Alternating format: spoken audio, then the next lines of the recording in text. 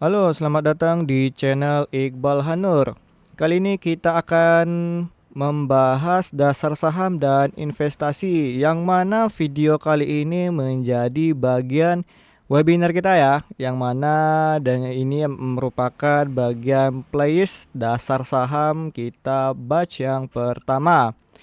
Nah, jadi untuk teman-teman ya yang kemarin bertanya bagaimana tutorial dan dasar saham, kali ini kita akan membahas dalam playlist webinar ini. Ya, yang mana dasar saham ini merupakan sangat erat ya kaitannya dengan investasi. Bagaimana konsepnya? Ya, kita akan membahas di slide selanjutnya. Oke ya, langsung saja.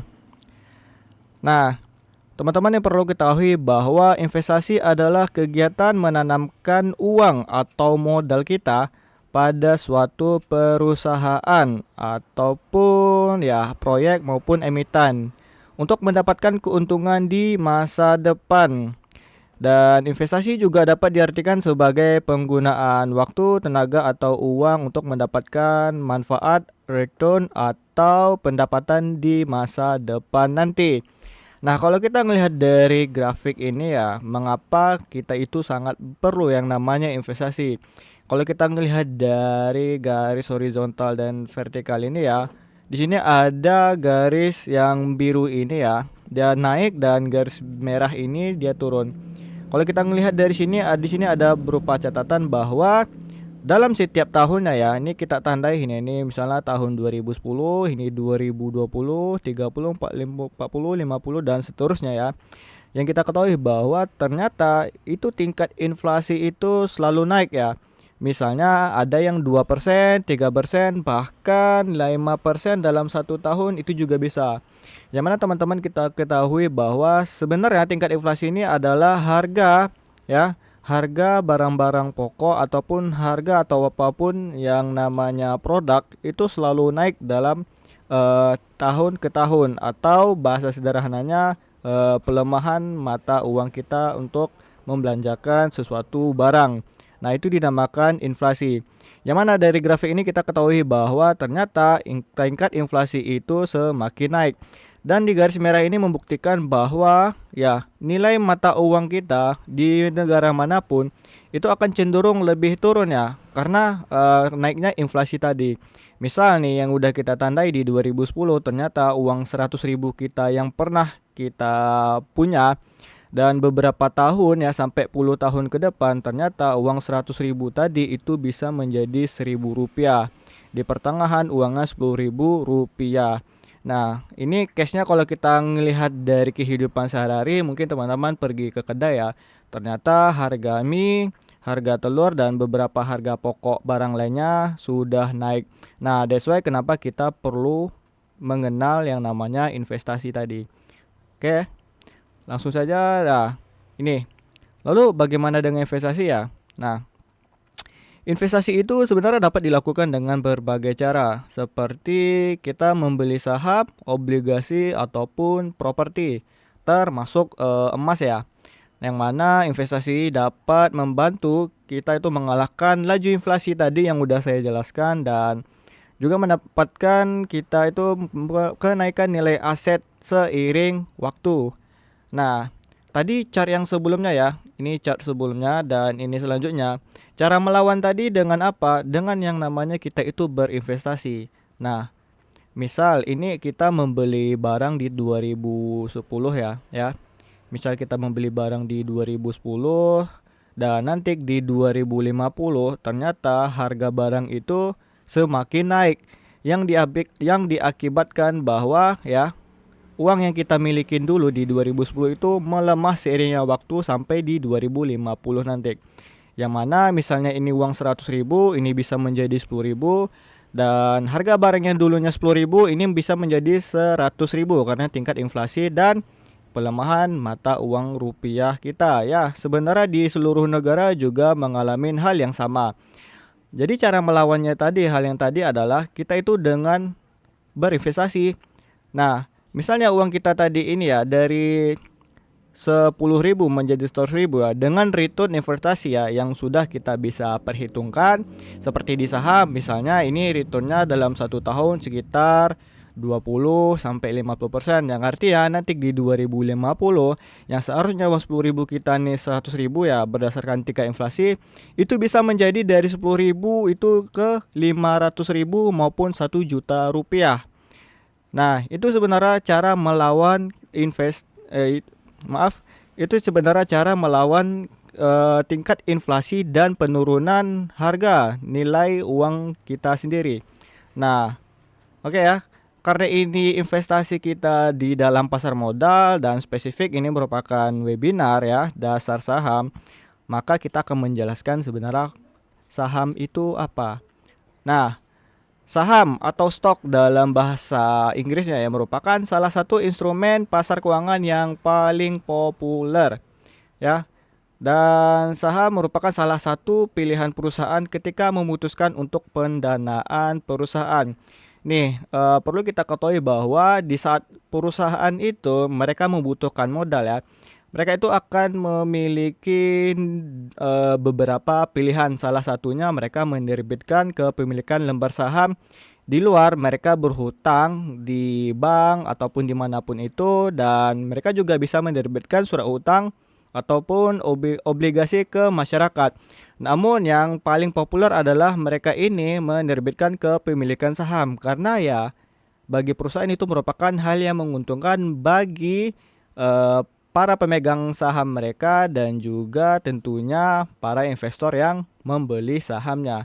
Nah, kalau pada sisi yang lain, saham merupakan instrumen investasi yang banyak dipilih para investor karena saham mampu memberikan tingkat keuntungan yang menarik. Ya, bagaimana tidak ya? Karena di saham ini ya, dalam 1 tahun 100%, ribuan persen itu bukan merupakan hal yang mustahil. Berbeda apabila kita berinvestasi di instrumen yang lain. Misalnya di dalam pasar modal itu ada surat hutang atau obligasi, yang mana itu udah ada ketentuannya masing-masing. Mungkin dari 6%, 7%, ya mungkin teman-teman pernah mendengar obligasi FR ya, atau obligasi negara, yang memang itu returnnya kecil. Kalau dilawan dengan inflasi yang udah nilainya 3% dalam 1 tahun, ya misalnya ini returnnya 6%, artinya kita hanya mendapatkan 3% keuntungan dalam 1 tahun. Jadi kenapa para investor tadi ini lebih suka kepada investasi di saham. Nah, mengapa sih harus berinvestasi di saham? Selain dari return tadi ya, ternyata ada 3 alasan yang memang menguatkan kita harus kenapa berinvestasi di saham. Yang pertama, pasar modal memiliki nilai aset yang nyata ya. Yang mana pasar modal tadi itu merupakan tempat ya yang memiliki aset yang nyata dan transparan. Mungkin teman-teman di sini bingung kenapa aset nyata dan transparan ya.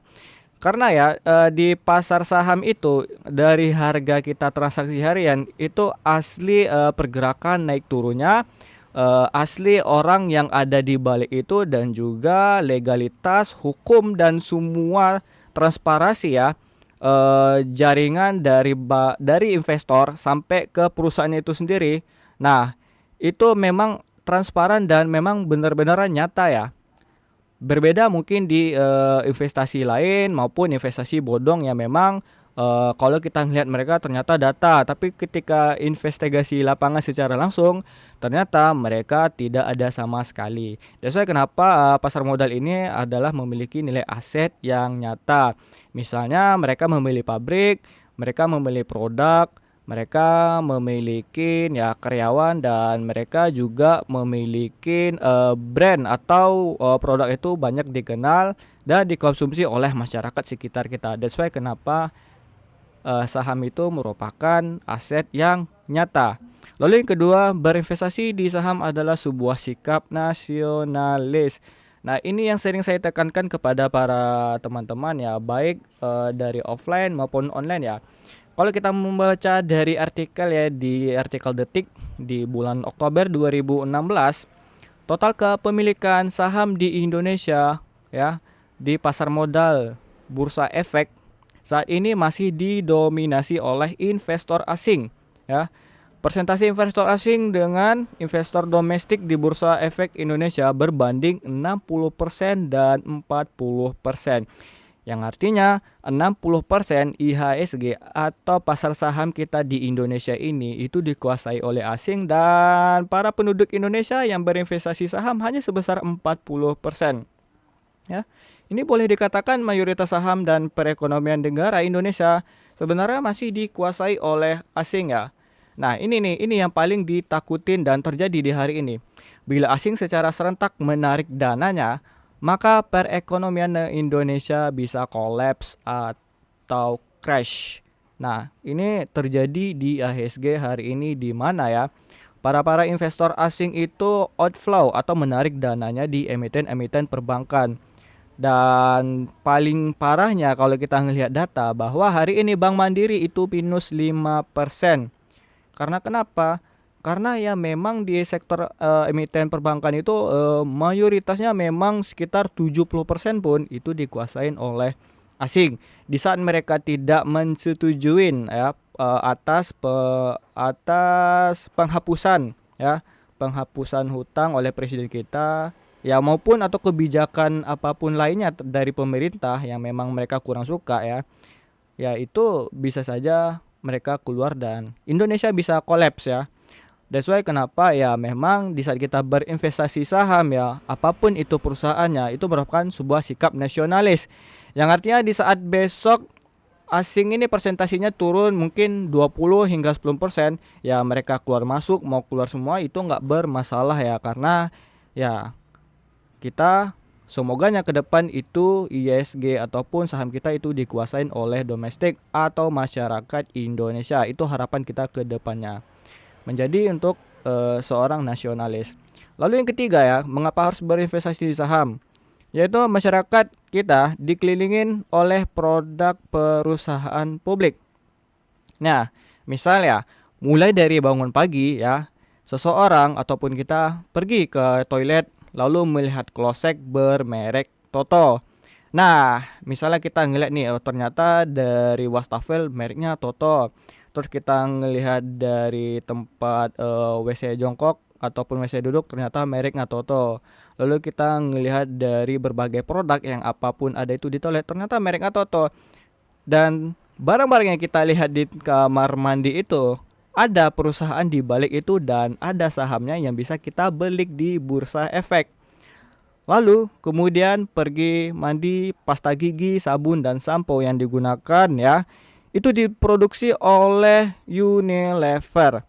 Nah, jadi produk-produk yang kita gunakan di saat mandi ya itu sabun, pasta gigi, sampo, ya memang produknya itu diproduksi oleh Unilever, dan memang Unilever ini sendiri pun banyak para investor itu menyukai sahamnya di pada saat belum banyak pesaingnya. Yang artinya Unilever merupakan saham yang sangat populer. Lalu kita lanjut ke makan pagi, memasak mie buatan Indofood ya.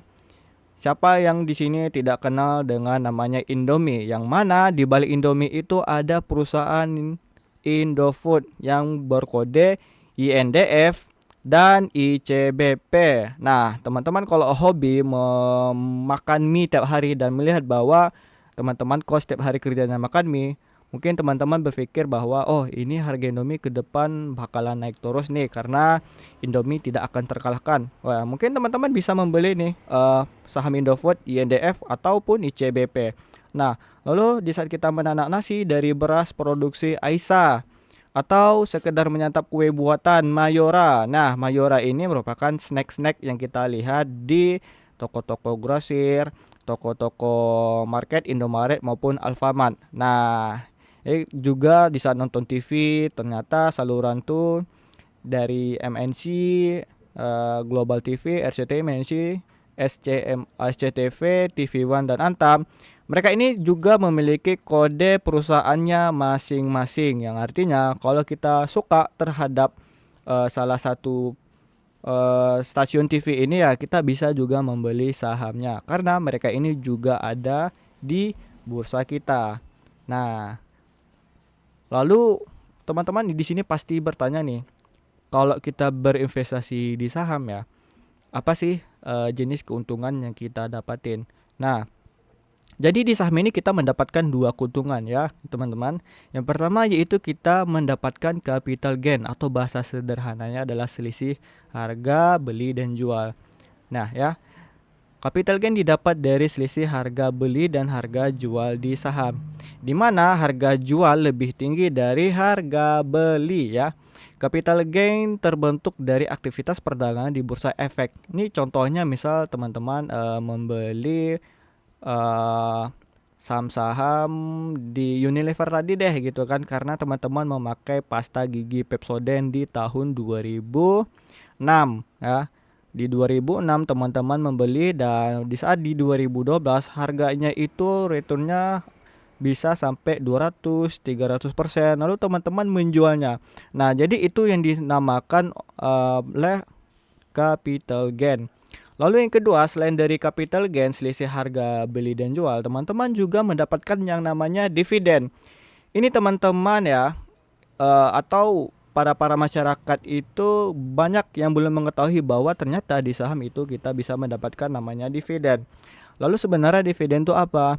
Dividen adalah bagian keuntungan perusahaan yang dibagikan kepada pemegang saham, ya. Dividen ini berasal dari keuntungan yang dihasilkan perusahaan. Jadi contohnya gimana? Misal sebuah perusahaan itu memiliki sebuah kas ya, atau kas segar mereka itu berlebih, yang artinya mereka itu siap bersedia membagikan keuntungan dari kas mereka yang udah berlebih itu kepada pemegang sahamnya, maupun di saat mereka menciptakan laba bersih yang signifikan, mereka juga bisa membagikannya ke dalam bentuk dividen kepada seluruh investor sahamnya. Nah, jadi teman-teman ya, dalam 1 tahun itu bisa mendapatkan 1 sampai 2 kali dividen. Yang mana dividen rata-rata di emiten perbankan yang kita ketahui ya, karena itu menjadi patokan yang paling mudah teman-teman dimengerti. Itu bisa sebesar sampai 20-40% ya. Itu mereka membagikan dari kas yang ada, yang artinya teman-teman bisa untung cuan luber ya. Nah, jadi apalagi teman-teman memiliki saham itu dalam jumlah yang sangat besar. Misal teman-teman memiliki saham Bank Mandiri sebesar 40 miliar, ya teman-teman tentu dapat dividen sebesar 2,5 miliar dalam 1 tahun. That's why kenapa orang-orang kaya mereka menahankan sahamnya selama-lamanya, karena mereka mendapatkan dividen. Dan masalah capital gain ya tentunya mereka pasti dapat, karena tujuan mereka tuh kan long term, dan mereka juga udah ngebelinya udah lama banget nih, bahkan dari semenjak perusahaan itu diterbitin di bursa efek. Nah, ini rahasia orang kaya sebenarnya yang memang jarang diajarkan di sekolah-sekolah. Oke, teman-teman, ini dua jenis keuntungan saham. Lalu selanjutnya sebenarnya konsep dasar saham ya. Kita ulang lagi biar teman-teman di sini bisa lebih mengerti. Ini adalah Pak David dan ini adalah bisnis coffee shop yang ingin dibuka oleh Bapak David. Nah, Bapak David ini berniat memiliki usaha coffee shop ya. Namun beliau hanya memiliki modal sebesar 50 juta saja.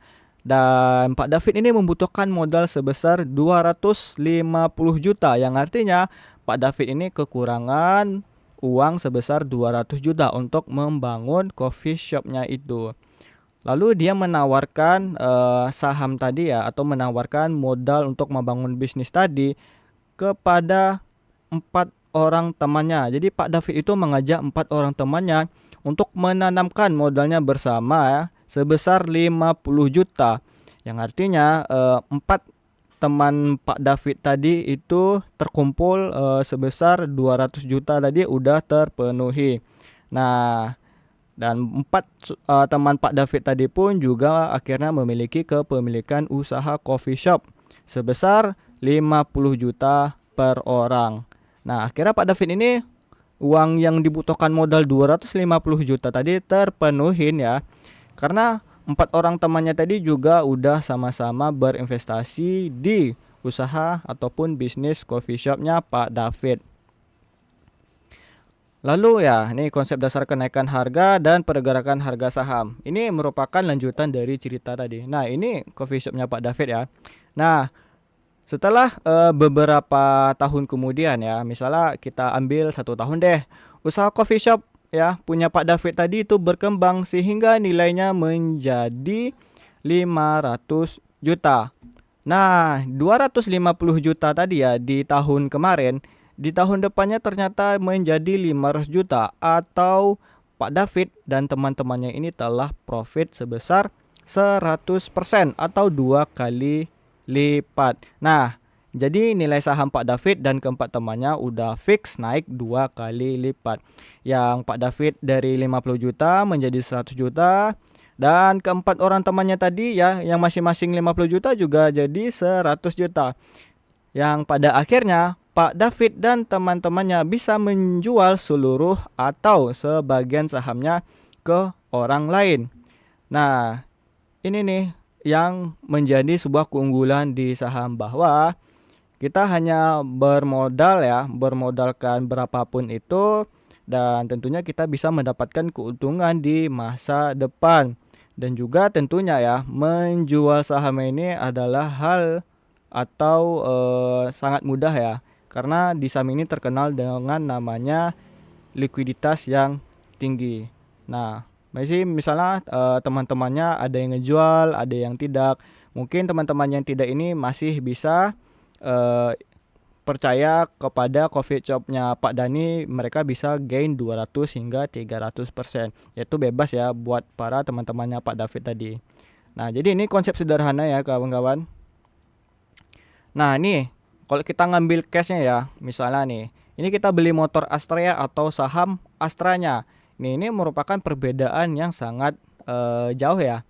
Misal, ini merupakan motor Astrea ya, walaupun gambarnya motor Tiger ya. Nih, di tahun dari 1990 hingga 2011 ya. Dulu di harga 1990 harga motor Astra itu sebesar 14,85 juta. Mungkin ini Astra yang paling tinggi seriesnya. Lalu di 2011 ternyata harganya itu mengalami depresiasi atau penurunan harga barang. Sehingga nilai Astrea tadi yang dulunya harga 14 juta menjadi 4.500.000. Nah, ini adalah merupakan return ya yang kita bahas tadi di awal, bahwa tingkat inflasi itu naik dan uang kita juga menurun. Tapi ya, kalau kita beli saham Astra ya di tahun 1990 lalu kita menjualnya di 2011. Berarti ini case-nya sama ya, yang satu motor Astrea, yang satu saham Astra atau perusahaan yang ngejual motor Astrea tadi. Nah, misal di 1990 ya, kita membeli 10.000 lembar saham ASI seharga 1.485 per lembar saham dengan harga 14,85 juta rupiah. Lalu karena kita udah ngerti konsep investasi tadi, kita akhirnya menahan diri untuk tidak membeli motor Astrea, lalu kita membeli saham Astra ya. Sehingga di tahun 2011 barulah kita menjualnya. Yang mana secara sadar ataupun tidak ya, uang 14,85 juta tadi ya telah menjadi sebesar 67,9 juta atau kita bulatin 68 juta rupiah. Yang awalnya harga per lembarnya itu 1.485 telah naik ke 8.275. Jadi ini merupakan hal yang sangat signifikan ya perbedaannya antara kita membeli sebuah produk lalu kita membeli kepemilikan saham perusahaannya. Jadi inilah batasan perbedaan ya. Ini Astrea sampai sini ya. Ini adalah tingkat inflasi dan penurunan nilai mata uang kita, dan sisi kanan tadi inilah merupakan ya investasi atau perlawanan atas kenaikan tingkat inflasi kita tadi yang udah dijelasin di slide-slide awal. Nah, lalu selanjutnya ya. Sebenarnya pihak-pihak terkait investasi saham ini banyak ya. Dan di slide tadi sebelumnya kita udah bilang bahwa investasi saham ini merupakan aset yang nyata ya ataupun real. Nah, jadi di saham ini bukan penipuan ya. Jadi ini merupakan ada legalitas dan juga ada hukum-hukum di balik itu semua berdasarkan pemerintahan negara masing-masing. Nah, dalam berinvestasi saham banyak pihak-pihak yang terlibat. Secara garis besar, pihak-pihak yang terkait dengan aktivitas di pasar modal didapat ya menjadi 4 bagian. Yang pertama yaitu ada pengawas pasar modal, yaitu OJK atau Otoritas Jasa Keuangan. Yang mana kita ketahui bahwa sebenarnya OJK merupakan lembaga pengawas kegiatan di pasar modal ya. Bahasa sederhananya OJK ini merupakan polisinya di sektor keuangan ya. Nah, lalu yang kedua itu ada Badan Penyelenggara Bursa, yaitu BEI, Bursa Efek Indonesia atau IDX, Indonesian Stock Exchange ya.